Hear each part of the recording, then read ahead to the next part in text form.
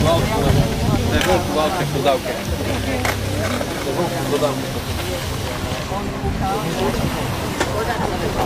sa niečo týchto dostane.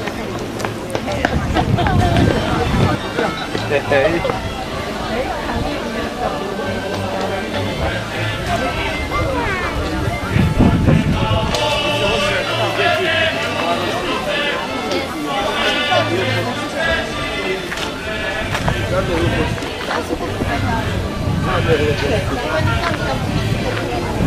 Aj slovom. Už 34.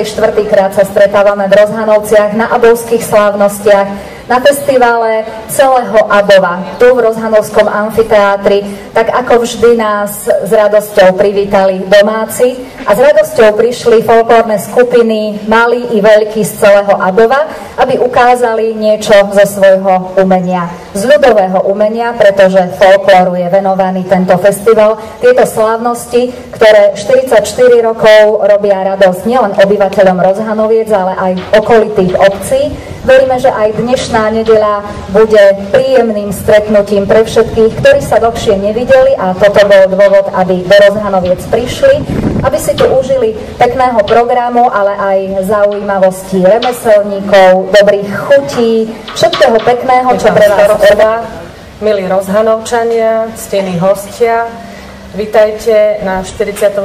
ročníku abovských folklórnych slávností.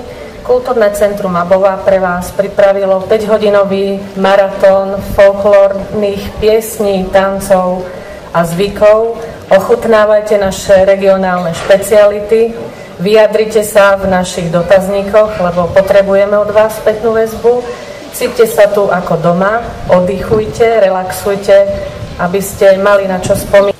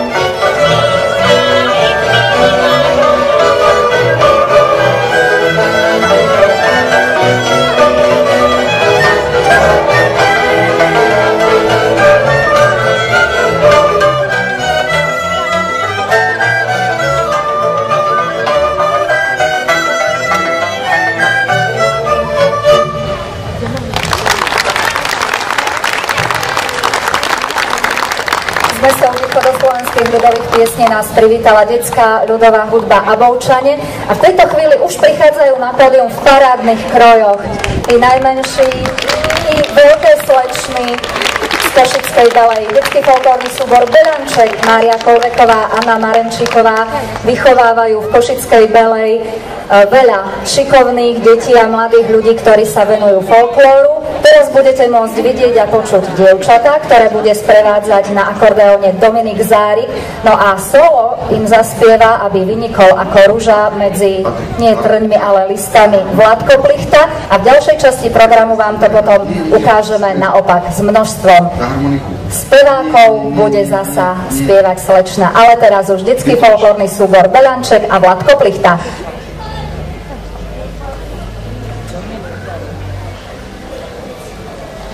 Yeah.